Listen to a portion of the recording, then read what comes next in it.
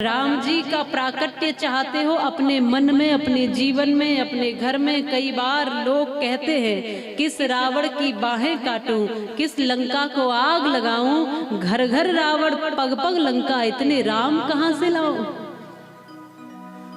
तो कहां से लाएंगे माताओं राम आज घर घर में, बताओ बोलो। आज घर घर में राम कहां से आएंगे? आ सकते हैं कि नहीं? बोलिए। तो कैसे आएंगे? कौशल्या तुम बनोगी तो घर घर राम आएंगे। यदि कौशल्या तुम बनोगी तो घर घर राम आएंगे। संदेश विश्व शांति का इस राष्ट्र में सुनाएंगे। यशोदा सा तप, देवकी सी मंगल कामना, कृष्ण तब करेंगे आताताइयों का सामना।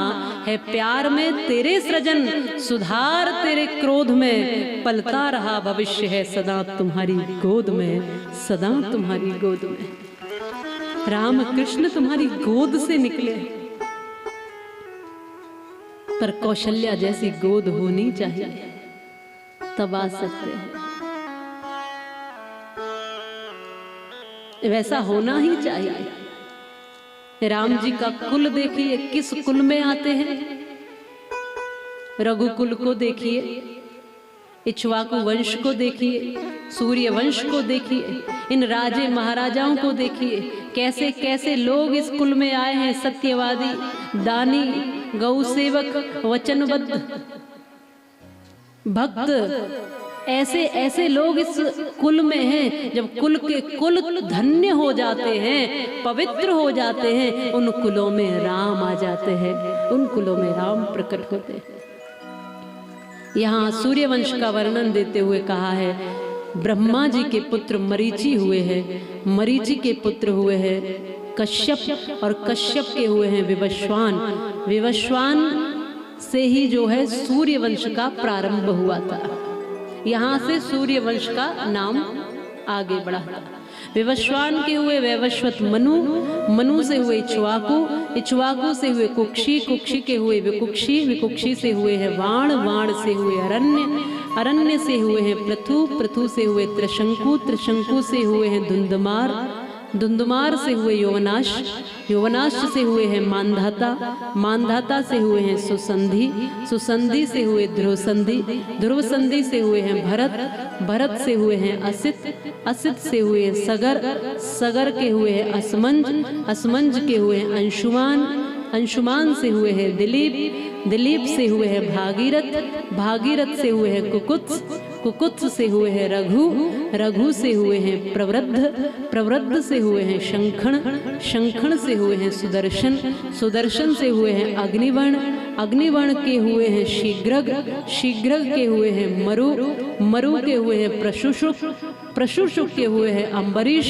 अम्बरीश के हुए हैं नहुष, नहुष के हुए हैं ययाति, ययाति से हुए हैं नवाघा, नवाघा से हुए हैं अज, अज से हुए हैं दशरथ, और दशरथ जी से हुए हैं श्री राम।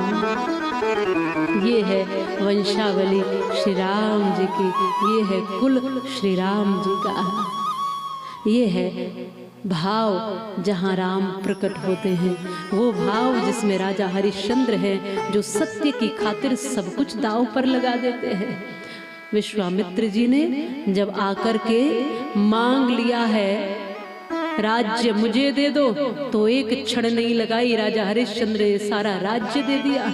कहा कि राज्य मेरा हो गया, अब इसको संकल्प करता हूँ कि मैं ऋषि को राज्य दे रहा हूँ। ऐसे संकल्प भी खाली हाथ नहीं लिए जाते, इसलिए कई बार सोना मांग लिया। अब खजाना मेरा है, लेकिन संकल्प करने के लिए सोना कहाँ से लाओगे बताओ? या तो अपना संकल्प पूरा करो या तो इसको तोड़ दो। राजा हरिश्चंद्र कहते हैं प्रभु, अभी मेरा खजाना ही तो आपका हुआ है, अभी मेरा शरीर तो बाकी है, मैं इसको बेच कर भी अपना संकल्प पूरा करूंगा। काशी में जाकर के स्वयं को बेच दिया है चांडाल के हाथ, शमशान के पहरेदार बन गए। पत्नी तारा और पुत्र रोहित एक ब्राह्मण के घर में भोजन बना रहे हैं, जिसके तमाम दास दासियां जिसके एक इशारे पर 56 भोग लेकर आ जाती थी। माताओं, वक्त और समय ऐसा आया कि आज वो किसी के यहाँ भोजन बना रही है। विश्वामित्र जी को तो संकल्प पूरा करके दे दिया, लेकिन अपने आप तक को बेच दिया। और यहाँ तक ही परिस्थिति नहीं रुकी। आज इन्हीं के पुत्र रोहित को जब सर्प ने डस लिया तो रोते रोते यह माँ बिलखते बिलखते उस पुत्र के अंतिम संस्कार के लिए उसी शमशान में पहुंची है। आधी साड़ी जो तन पे लपेटी थी, आधी साड़ी फाड़ कर कफन बनाया है और आधी साड़ी से अपना तन ढका है। कफन तक के लिए आज व्यवस्था नहीं है। जो महारानी कहलाया करती थी, जो राजा हरिश्चंद्र की पत्नी थी, आज वैसा दिन सामने आया।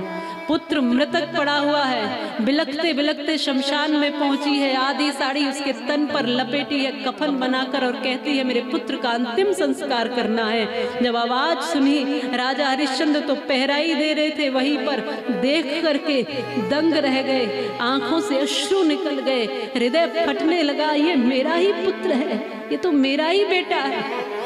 इस अवस्था में देखूंगा, अरे कहीं पर भी रहता, सही सलामत रहता, तब भी मैं संतुष्टि कर लेता। आज जब रानी पत्नी ने देखा है, आज बिलख बिलख कर रोती है और कहती है पतिदेव, आज हमारा पुत्र भी नहीं रहा, इस दुनिया से चला गया, इसके अंतिम संस्कार के लिए आई हूं। राजा हरिश्चंद्र के धर्म की परीक्षा देखिए और उनकी सत्यता का उद्बोधन सुनिए। राजा हरिश्चंद्र कहते हैं, अब इस समय तुम मेरी पत्नी नहीं हो, ये मेरा पुत्र नहीं है। जबकि थे तो सही, पीड़ा तो राजा हरिश्चंद्र को भी उतनी ही थी, लेकिन शब्द ये कहे कि इस समय तुम पत्नी नहीं हो, ये पुत्र नहीं है। जैसे कोई भी सामान्य व्यक्ति अंतिम संस्कार के लिए आता है तो वो कर लगता था, टैक्स लगता था, कुछ न कुछ देता था, तब जाके संस्कार, अंतिम संस्कार होता था। कुछ कर देना पड़ेगा। इसने कहा, महाराज मेरे पुत्र के लिए कफन तक में इस माँ के पास नहीं है, आप कर देने की बात करते हो। आज देखिए ये राजकुमार अंतिम संस्कार के लिए भी मृतक पड़ा हुआ वाट देख रहा है कि मेरा अंतिम संस्कार तक हो जाए, और उसकी भी कोई व्यवस्था नहीं है। जीवन में कब कौन सी परिस्थिति आ जाए ये ध्यान रखना, हमेशा एक जैसा समय नहीं रहता। उसके बाद भी उन्होंने न सत्य छोड़ा और न धर्म छोड़ा। अभी भी वो अपनी जो आधी साड़ी थी, बोले यही तन पर बची है, उसको सौंप करके कहा इसका अंतिम संस्कार कर देना, और स्वयं अपनी लाज बचाने के लिए झाड़ियों के पीछे जाकर छुप गई है। इतने से सबूरी नहीं हुई, सारे जन जो गांव के लोग थे, विश्वामित्र जी ने थोड़ा और माया फैलाई और सबको कहा कि यहाँ कोई चांडालिनी आई है जो बच्चों को खाती है, मार देती है। सब देखो उधर गई है, सारे मिलकर उधर आ गए और कहा कि इन झाड़ियों में कोई ऐसी छुपी हुई है जो बच्चों को मार देती है। देखो सामने ही एक मृतक बालक पड़ा हुआ है। तलवार हाथ में थमा दी राजा हरिश्चंद्र के और कहा कि तुम स्वयं मारो उसको। राजा हरिश्चंद्र के हाथ कांपने लगे। वो तो जानते थे कि वो कौन है।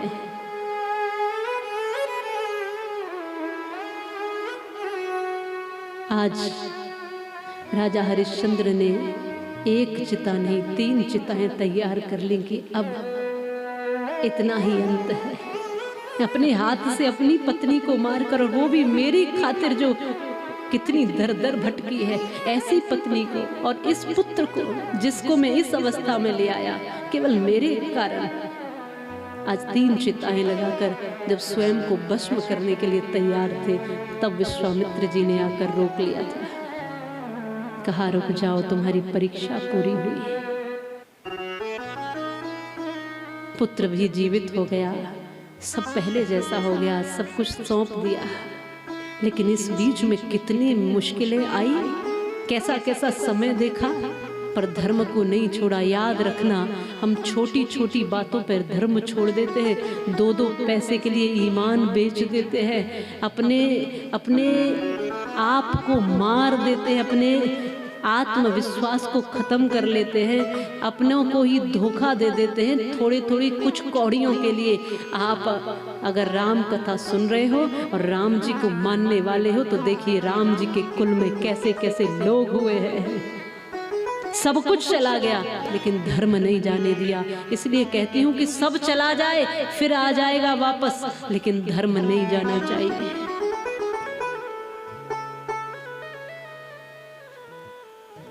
थोड़ी थोड़ी बातों पर लोग भरोसा तोड़ देते हैं। शाम को कुछ कहते हैं, सुबह कुछ कहते हैं, रात को कुछ कहते हैं, दिन में कुछ बदल जाते हैं। कहते हैं रात गई बात गई। लोग अपनी बात की कीमत नहीं समझते। एक समय था जब लोग अपनी बात की कीमत जानते थे। आज हमारी बातों की कोई कीमत नहीं बची है, क्योंकि कुछ भी बोल देते हैं, कभी भी बोल देते हैं। अपनी वाणी में सत्य का दर्शन करिए, सत्य लेकर आइए। राजा हरिश्चंद्र आज तक भी सत्यवादी राजा हरिश्चंद्र कहलाते हैं। जब सच्चाई का और सत्य का उदाहरण दिया जाता है तो राजा हरिश्चंद्र को स्मरण जरूर किया जाता है। वैसा कुछ करिए, वैसी कुछ वाणी बनाइए, वैसा कुछ संतुलन बनाइए, तब जाकर के राम जीवन में प्रकट होंगे।